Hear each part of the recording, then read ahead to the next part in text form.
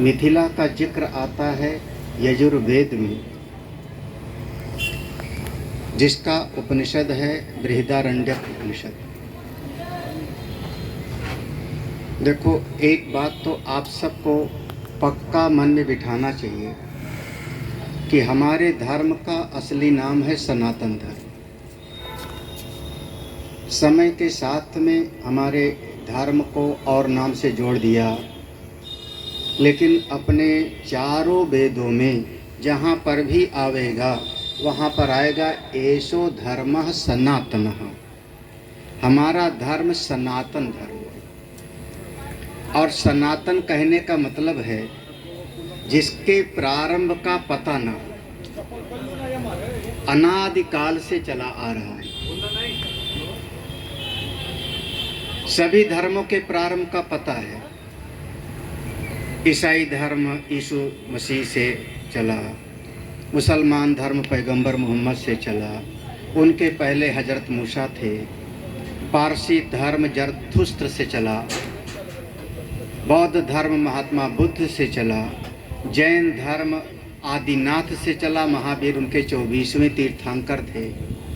तो सबका प्रारंभ है, लेकिन हमारे धर्म का प्रारंभ कब से हुआ ये कहीं पर लिखा नहीं है। अनादि है, प्रारंभ पता नहीं है। और एक बात और है, जिसका प्रारंभ होता है उसका कभी न कभी अंत भी अवश्य होता है। जो जन्मता है सो मरता है, जो मिलता है वो बिछुड़ता है। जातस्य ही ध्रुवो मृत्युः ध्रुवम जन्म मृतस्य च। तो हमारे धर्म का प्रारंभ नहीं है तो हमारे धर्म का अंत भी नहीं होगा कभी। तो हमारे धर्म का मूल नाम था सनातन धर्म। बाद में हम अपने आप को हिंदू कहते हैं। और सनातन धर्म का आपका मूल शास्त्र कौन सा है? एक इस पर कई बार दूसरे धर्म वाले कहते हैं हमारा तो एक ग्रंथ है, हमारी तो एक पवित्र पुस्तक है, तुम्हारा कौन सा है? तो आप लोग निसंकोच कह सकते हो कि हमारे धर्म का मूल शास्त्र है हमारे वेद। जो चीज वेद में है उसको कोई बच्चा भी कहता है तो हम स्वीकार करते हैं, और अगर वेद से विरुद्ध कोई बड़े से बड़ा आदमी भी कहता है तो हम उसको स्वीकार नहीं करते। तो दो बातें, हमारा धर्म असल में सनातन धर्म है, हमारा मूल शास्त्र हमारे वेद है। तो वेद में जो यजुर्वेद है, 4 वेद हैं, ऋग्वेद, यजुर्वेद, सामवेद और अथर्ववेद। तो यजुर्वेद में एक उपनिषद है बृहदारण्यक उपनिषद, उसमें मिथिला का जिक्र मिला। यहाँ के ज्ञानी राजा हैं, विदेह राज हैं जनक। उन्होंने एक यज्ञ किया और उस यज्ञ में बहुत विद्वान आए, बड़े बड़े से विद्वान आए। उनके मन में आया कि इतने विद्वानों में सबसे ज्यादा विद्वान कौन है, उससे कुछ श्रवण किया जाए, उससे सत्संग सुना जाए, ज्ञान की बात सुनी जाए। तो राजा जनक के नाम से जनक एक पदवी थी, कई जनक का नाम आता है, कई जनक का नाम आता है। जो हमारी माँ भगवती सीता जी के पिताजी थे उनका नाम हम लोग शीरध्वज कहते हैं।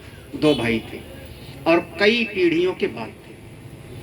तो जो विदेहराज जनक महाराज वो पहले वाले थे, उन्होंने बहुत सारी गायों को सींग को सोने में मढ़ दिया और खड़ा कर दिया, और उन्होंने भरी सभा में कहा, आप सभी विद्वान हैं, सभी को मेरा प्रणाम है, लेकिन हे महात्मा लोग, आप में से जो सबसे ज्यादा विद्वान हो वो गायों को यहाँ से ले जाए। या कि जो सबसे ज्यादा विद्वान हो गायों को यहाँ से ले जाए। तो कोई विद्वान उठा नहीं, क्योंकि अगर कोई विद्वान ये कहे कि मैं सबसे ज्यादा विद्वान हूँ तो आदमी को लगेगा कि ये तो बड़ा अहंकार में बोल रहा है।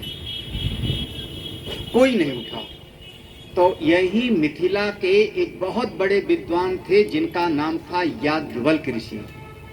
हाँ, याज्ञवल्क्य मिथिला के माने जाते, मैथिली ब्राह्मण, जिनकी 2 पत्नी थी, मैत्रेयी और कात्यायनी।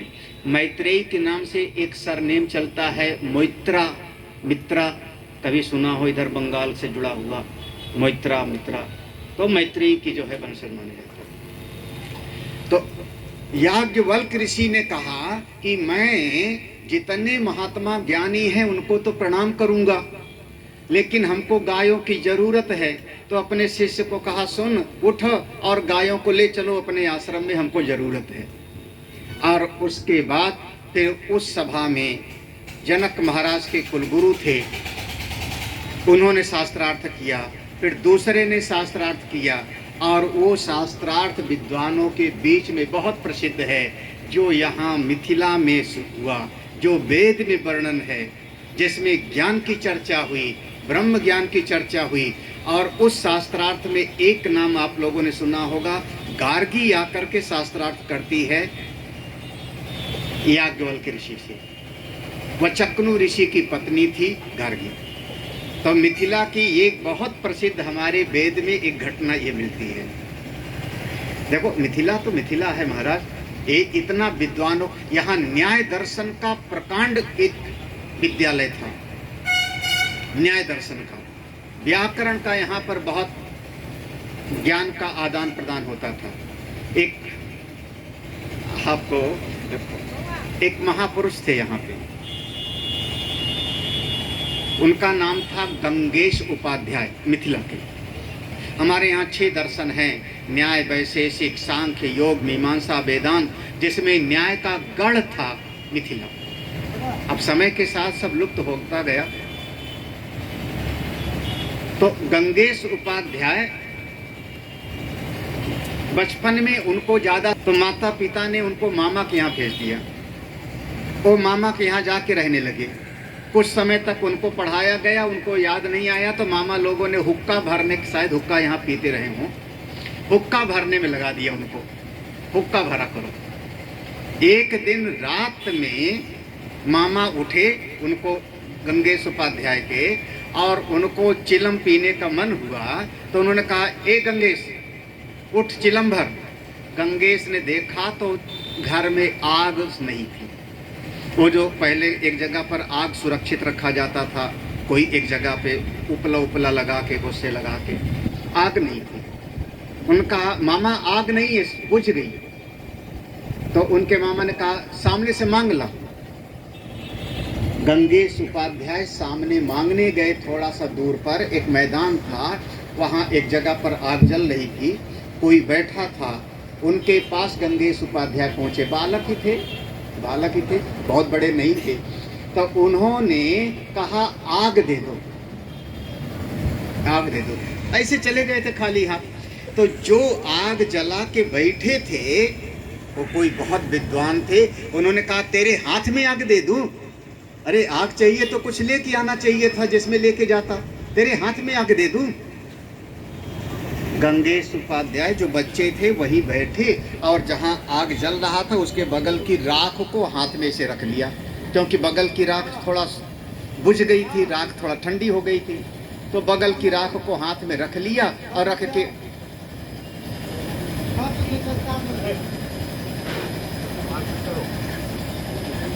और वो गंगेश उपाध्याय ने क्या, हाँ हाँ मेरे हाथ में दे दो। ऐसी बुद्धि देखी कि हमने एक शब्द बोला कि तेरे हाथ में दे दे, और इस बालक ने हाथ में ही आग लेने का उपाय ढूंढ लिया, क्योंकि हाथ में बुझी हुई राख रख लिया और कह रहा है दे दो।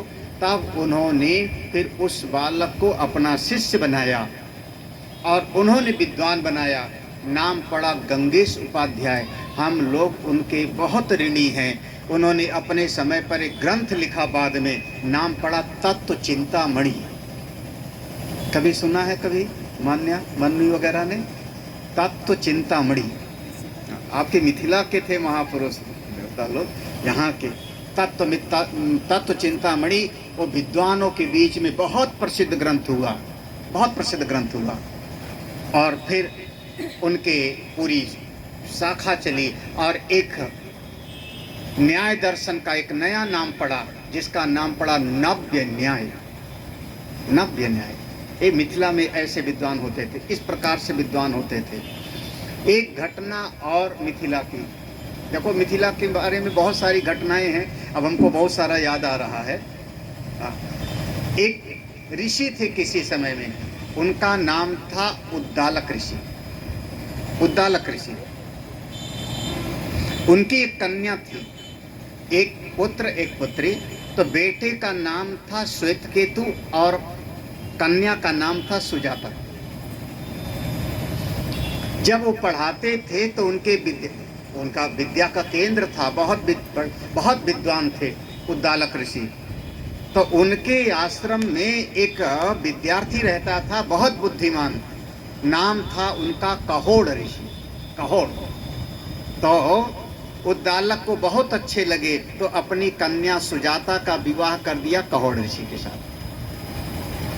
तो उद्दालक के वो दामाद हो गए और समय बीता। उसके बाद जब सुजाता गर्भवती हुई, उसी समय महाराजा जनक के यहाँ पर एक बहुत विद्वान आया था, नाम था उसका बंदिनी। उसने घोषणा किया था कि हमसे कोई शास्त्रार्थ करने वाला हो, हमको हराने वाला हो तो हरावे, और अगर हमसे शास्त्रार्थ में कोई हार जाएगा तो मैं नदी में डुबा करके उसको मार दूंगा। बड़े बड़े विद्वान आते थे और वो सबको हरा करके और नदी में डुबो देता था। शास्त्रार्थ करने के लिए उद्दालक का वो शिष्य सुजाता के पति कहोड़ ऋषि आए। कहोड़ ऋषि जब शास्त्रार्थ के लिए आए तो सुजाता गर्भवती थी, लेकिन जनक महाराज की सभा में जब घोर शास्त्रार्थ होता है और उस शास्त्रार्थ के बाद में कहोड़ ऋषि हार गए। वो बंदनी नाम का विद्वान ले जाके नदी में डुबो दिया। सुजाता को पता लगा, रोती रोती फिर अपने पिता के पास आई, उद्दालक के पास में। उद्दालक ऋषि ने अपने पास रख लिया। कुछ समय के बाद में उन्हीं सुजाता से एक बालक का जन्म हुआ, जिनका नाम पड़ा अष्टावक्र। अष्टावक्र का नाम तो कभी न कभी ही सुना होगा। 8 जगह से वो टेढ़े थे, 8 जगह से उनका शरीर टेढ़ा था, अष्टावक्र। जब कुछ साल के हो गए थे तो उनको पता लगा अपने पिताजी के बारे में। तो उन्होंने अपने मामा श्वेतकेतु और अष्टावक्र दोनों मिल करके आते हैं पिता की खोज के लिए, और महाराजा जनक के यहाँ पर आते हैं। तो उनका पहले शास्त्रार्थ होता है जनक महाराज के द्वारपालों के साथ। बहुत बढ़िया शास्त्रार्थ है। दुख किसको कहते हैं? द्वारपाल ने पूछा, राजा से मिलना है तो पहले हमसे बात करो। बालक बताओ, दुख किसको कहते हैं और सुख किसको कहते हैं? किसको कहेंगे दुख? अष्टावक्र महाराज ने कहा, द्वारपाल, हमारे मन के अनुसार कोई चीज हो जावे तो उसी का नाम है सुख, और हमारे मन के अनुसार ना होवे तो इसी का नाम होता है दुख। पूरा का पूरा सार बहुत बढ़िया शास्त्रार्थ है। द्वारपाल ने पूछा था जनक महाराज के, बालक बताओ, बंधन क्या है, मुक्ति किसको कहते हैं? ऐसे ऐसे सब पूछा है और द्वारपाल संतुष्ट हो गया, तब अंदर जाने दिया था। जब अंदर गए, बंदिनी बैठा था, बड़े बड़े विद्वान बैठे थे। अष्टावक्र महाराज जब सभा में पहुंचते हैं तो उनकी चाल को देख करके सब हंस पड़े थे। टेढ़ा मेढ़ा चलते थे, 8 जगह से टेढ़े थे, सब हंस पड़े थे। थोड़ा महाराजा जनक भी हंस पड़े थे। जब सब हंस पड़े, जनक भी हंस पड़े, तो अष्टावक्र महाराज भी हंस पड़े थे। तो सभा के लोग सब चुप, जितने विद्वान थे चुप हो गए। ये क्या बात है, तुम क्यों हंसे बालक? ये विद्वान लोग क्यों हंसे मैं तो समझ गया, लेकिन तुम क्यों हंस रहे हो? तब अष्टावक्र ने कहा, यहाँ ये चमारों की सभा में ब्रह्म का निर्णय हो रहा है, ज्ञान की बात हो रही है। और उस सभा में पूरा का पूरा सन्नाटा छा गया। इतने बड़े बड़े विद्वान हैं और तुमने ये नाम लिया चमार? अष्टावक्र ने कहा, हाँ, जिसको हमारी चमड़ी दिखाई पड़े वो चमार है। इस शरीर के भीतर मैं आत्मा हूँ, इस शरीर के भीतर मैं चेतन हूँ, और विद्वानों को आत्मा तो दिखाई नहीं पड़ रही, विद्वान लोग तो केवल शरीर को देख रहे हैं, चमड़ी को देख रहे हैं, तो जो चमड़ी को देखे वही है। और उसके बाद फिर उस सभा में अष्टावक्र का और बंदिनी का शास्त्रार्थ हुआ महाराजा जनक की सभा में। वो बहुत बढ़िया शास्त्रार्थ है, कभी आप लोग पढ़ना उसको ग्रंथ ला करके। सत्य एक है, सत्य एक है। अष्टावक्र ने कहा सत्य एक है, आपकी बात मैंने मानी, वो परम ब्रह्म है, लेकिन परम ब्रह्म अकेला सृष्टि को नहीं बना सकता, पुरुष और प्रकृति दो हैं। जब पुरुष और प्रकृति दो मिल जाते हैं तब सृष्टि बनती है, केवल परमात्मा अकेला सृष्टि नहीं बना सकता। बंदिनी ने कहा गुण तीन है, गुण तीन है, सत्व गुण, रजोगुण और तमोगुण। लोक तीन है, आकाश पाताल मर्त लोक, ऐसे ऐसे शास्त्रार्थ होता है। अष्टावक्र महाराज ने कहा बिल्कुल सही, लेकिन वेद चार हैं, दिशाएं चार हैं, ऐसे ऐसे शास्त्रार्थ होता है। और जब 13वें नंबर पर पहुंचते हैं तो बंदनी ने 13वें की बात कही और बीच में भूल गया, बीच में भूल गया। अब क्या बोले, तब अष्टावक्र महाराज ने उसको पूरा किया, फिर पूरा किया और बंदनी पराजित हो जाता है। जब बंदनी, वो बहुत बड़ा विद्वान था, हार गया, तब राजा जनक ने कहा अष्टावक्र अब क्या चाहते हो, आप जीत गए हो, बताओ इस ब्राह्मण को क्या करें। तो अष्टावक्र महाराज ने कहा जैसे को तैसा, जब इसने कई ब्राह्मणों को डुबोया है तो इसको भी डुबोना चाहिए, इसको भी डुबो। तब वो गया, उसको जैसे डुबोए, वो जाकर के जितना नदी में डुबोया था उन सारे विद्वानों को लेके निकल आया नदी से। उसने कहा स्वर्ग में वरुण देवता एक यज्ञ कर रहे थे, उनको विद्वान ब्राह्मणों की जरूरत थी और उन्होंने हमको भेजा था कि जाओ शास्त्रार्थ करो और विद्वान ब्राह्मण यहाँ भेजो। तो जिनको मैं पानी में डुबोता था वो सब वहाँ जाते थे, मरे नहीं थे। उनका यज्ञ पूरा हो गया और मैं ले आया। और इस प्रकार से अष्टावक्र ने अपने पिता को छुड़ाया और राजा जनक को उन्होंने ज्ञान दिया। एक घटना मिथिला की है, एक घटना मिथिला की है। और मिथिला में तो बहुत सारी बातें हुई हैं, एक दो तो है नहीं है। एक बात मैं कह करके और बोलता हूँ। जब यह उपदेश हो रहा है जनक महाराज की सभा में, तो यहाँ पर मिथिला दो विद्या का केंद्र था, एक ब्रह्म ज्ञान का और एक न्याय दर्शन का। एक बहुत बड़े महापुरुष हुए, और नदिया कोई स्थान है, नवदीप नदिया यहाँ से पास में, तो वहाँ से यहाँ पढ़ने के लिए आए, मिथिला पढ़ने के लिए आए।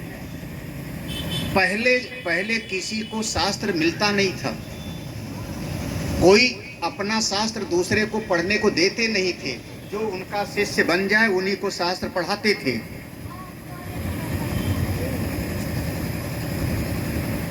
जब वहाँ से यहाँ पर आए थे पढ़ने के लिए, गुरुकुल में वो पढ़ रहे थे, तो दिन में गुरुजी जो उनको पढ़ाते थे, रात्रि में चुपके से वो भोजपत्र पर उसको लिख लेते थे, सूत्रों को।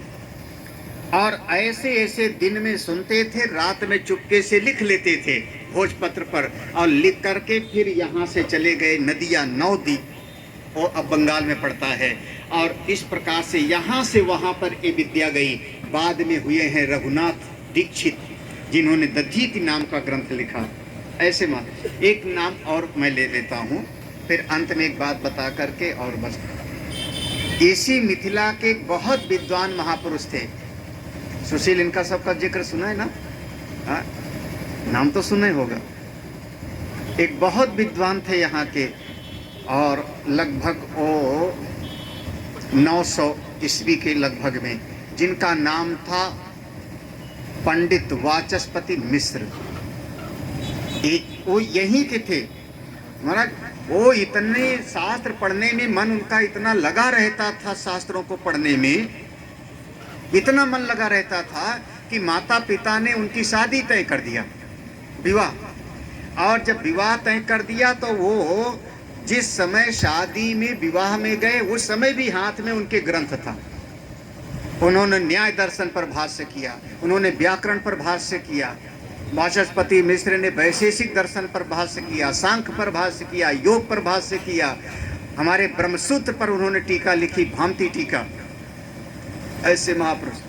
विवाह हो गया, विवाह के बाद आए और अपना पोथी पत्रा में ही लिख गए, लिखने लगे, शास्त्र का भाष्य करने लगे, टीका करने लगे।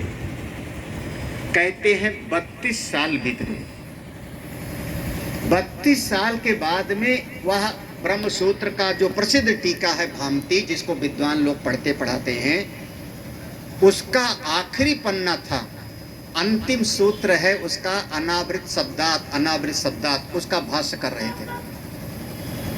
और उसी समय वो दीवट होता था पुराने जमाने में घरों में लकड़ी का, जिस पर तेल डाल करके और दिया जलाते थे। वो दिया बुझ गया, दिया बुझ गया तो ऐसे हाथ से जलाने लगी उनकी पत्नी। तो उन्होंने पूछा 32 साल के बाद, देवी तुम कौन हो, कौन हो? तो उसने कहा आपको ध्यान नहीं है, 32 साल पहले तुमने हमको विवाह करके लाए थे और यहाँ ला करके आप तो केवल अपना शास्त्र में लग गए, हमको तो भूल ही गए थे। मैं ही जंगल से लकड़ी काट के लाती, फल फूल लेके आती, आपके स्नान की व्यवस्था करती थी, आपके भोजन की फल फूल खिलाने की व्यवस्था करती थी। आपने तो हमको आज याद किया, आपकी बड़ी कृपा। इतने साल के बाद पहला उनका दोनों का वार्तालाप था। तब वाचस्पति मिश्र ने कहा, देवी तुमने हमको पहले याद क्यों नहीं दिलाया, जरा बताओ तो तुम चाहती क्या हो, क्या चाहती हो? तो उनकी पत्नी ने कहा, बस हमारा भी नाम चले, यही हम चाहते हैं। जैसे संसार में सबका नाम चलता है, हमारा भी नाम चले। पंडित वाचस्पति मिश्र ने कहा, देवी ये जो मैं ग्रंथ लिख रहा हूँ, इसका नाम मैं रख दे रहा हूँ तुम्हारे नाम के साथ। उनका नाम भामती था, उस ग्रंथ का नाम रख दिया भामती।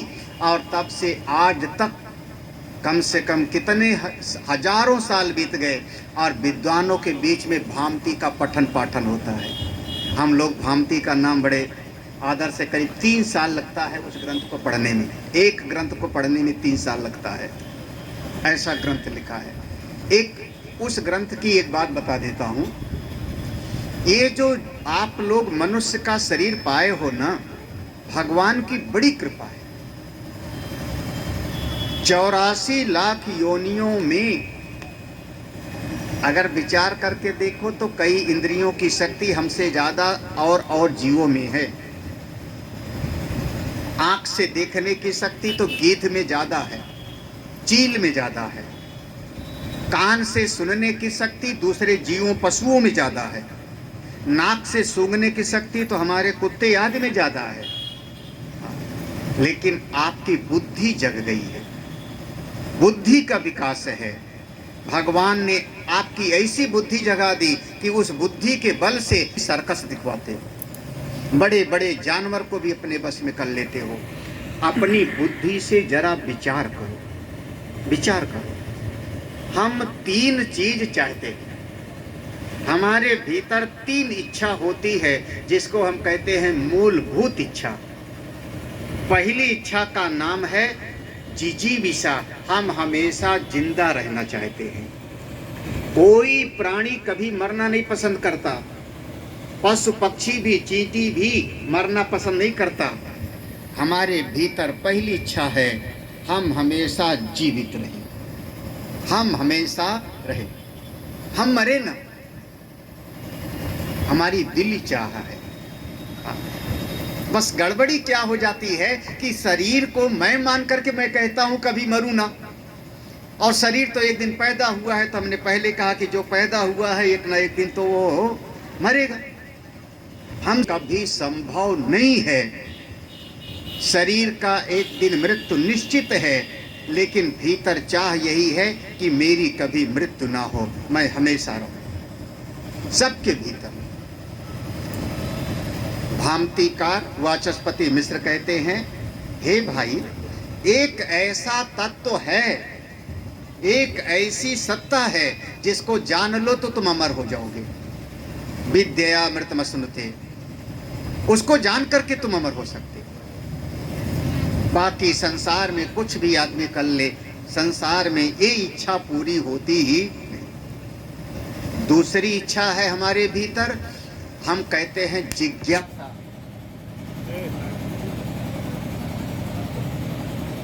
हम सब कुछ जानना चाहते हैं। हमारे देश में क्या हो रहा है, मोहल्ले में क्या हो रहा है, अखबार पढ़ते हैं, टीवी में न्यूज़ सुनते हैं, इसीलिए कि हमको सब कुछ पता रहे। अरे कितने लोग शायद घर में भी पूछे होंगे, क्या है तुम्हारे घर में बड़ी हलचल हो रही 2 दिन से, है ना। जब तुम लोग तैयारी कर रहे होंगे तो कोई ना कोई पूछा होगा। उसका नाम है जिज्ञासा। हम जानना चाहते हैं। लेकिन संसार की बात है कि आप एक एक चीज को जानने चाहोगे तो एक चीज को जानोगे, 10 चीज तो अज्ञात रह जाएगी।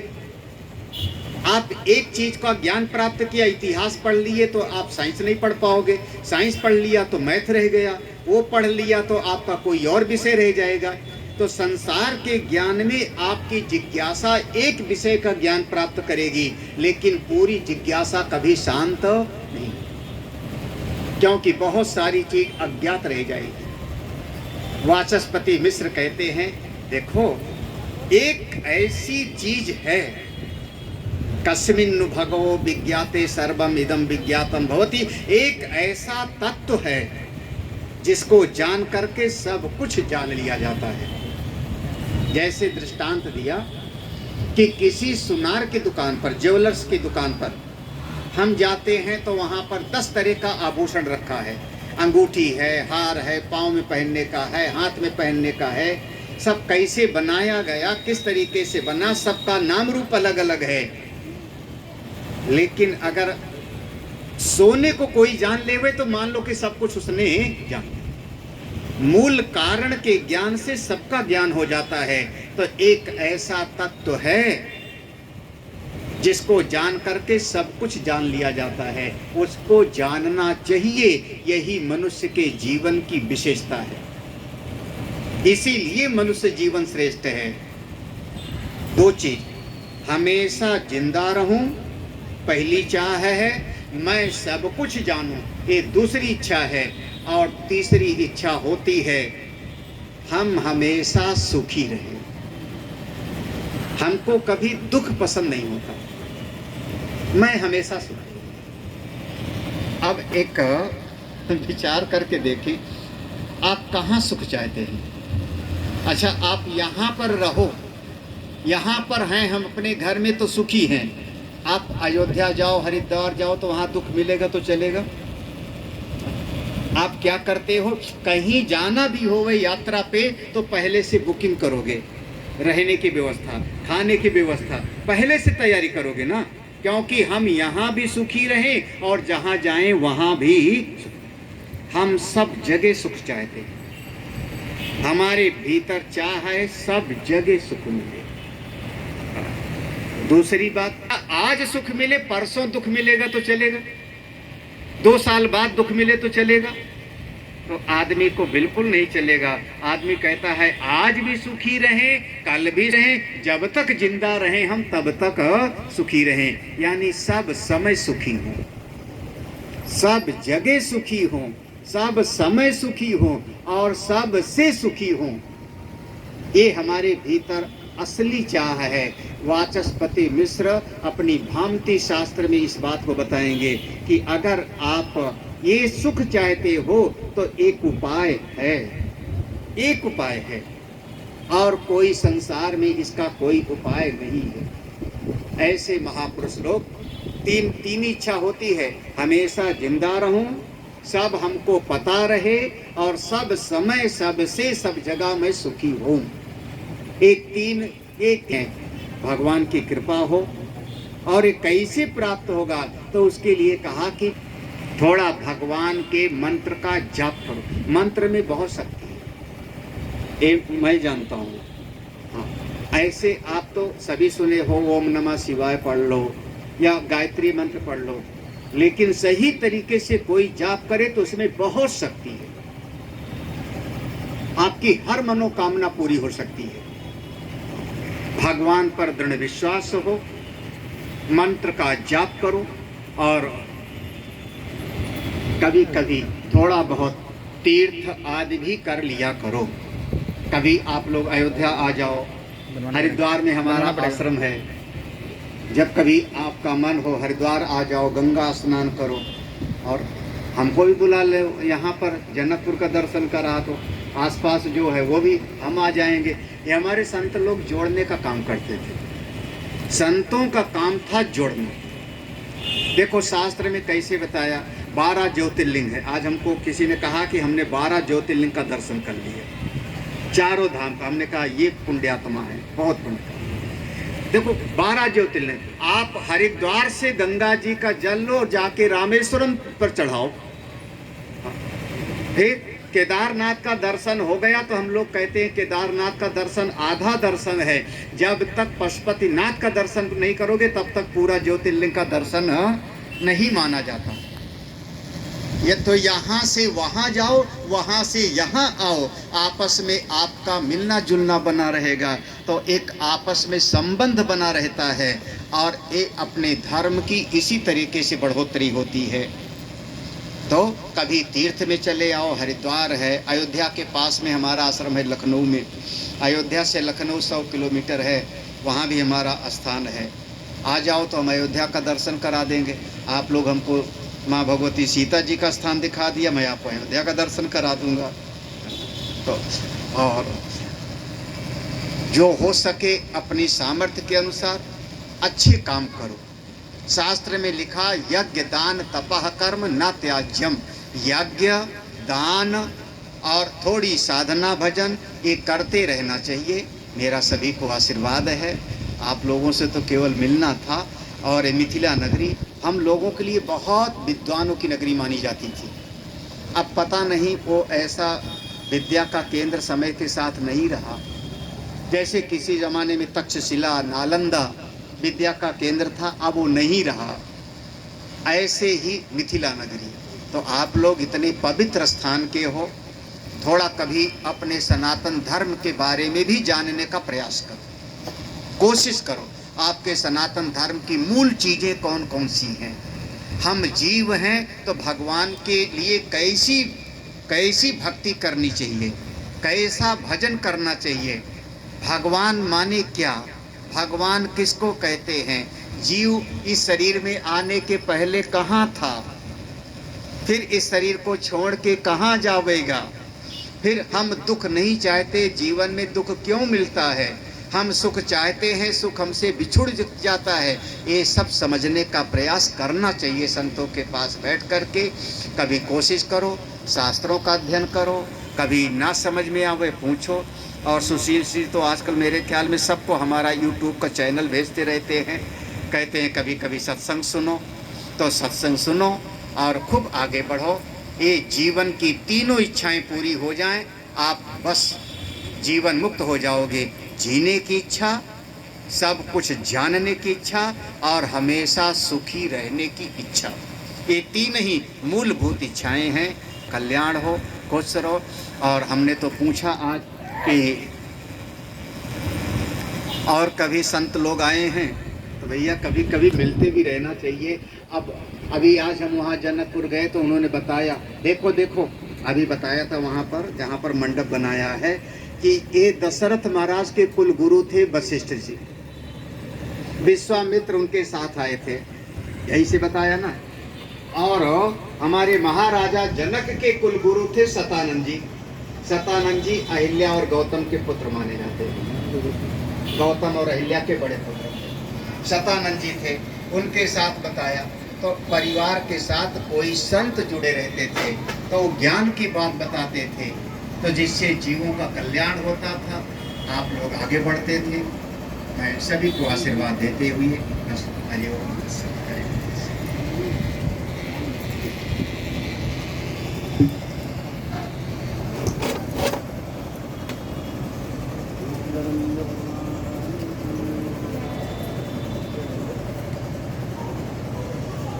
सच्चिदानंद भगवान की, श्री सद्गुरुदेव भगवान की, जानकी मैया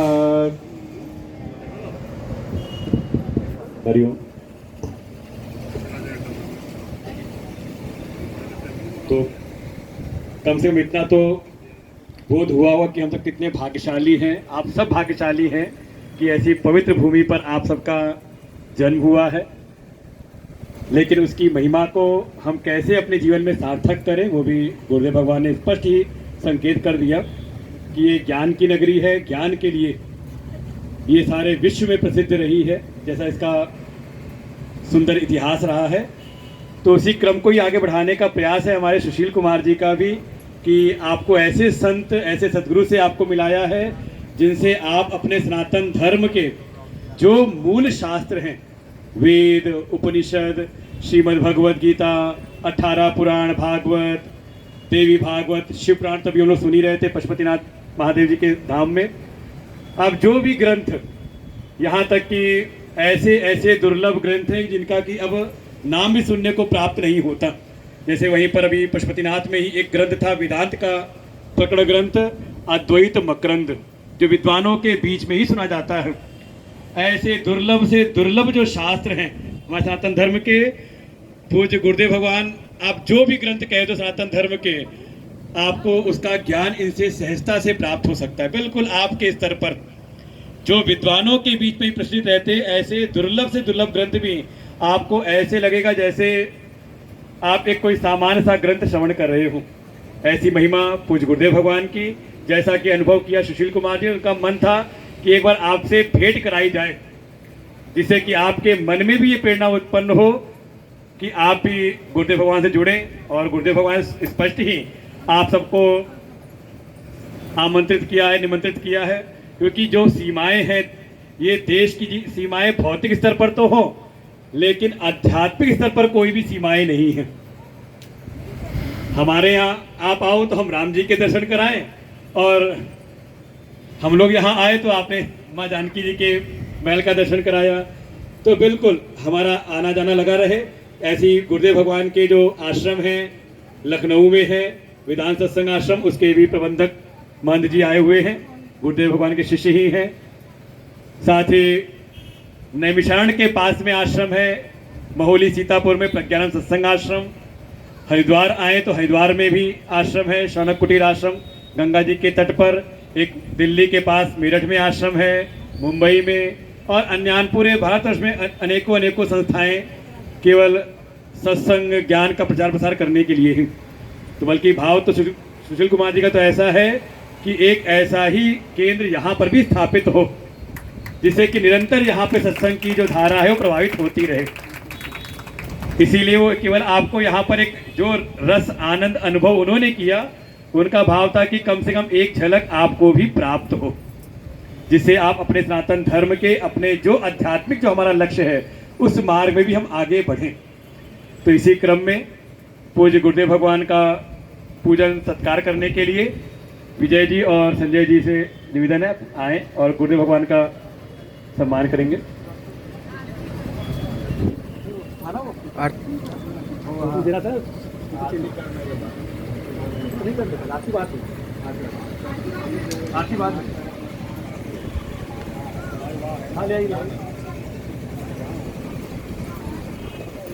एक स्मृति चिन्ह, सुंदर सा स्मृति चिन्ह है जो भेंट करेंगे।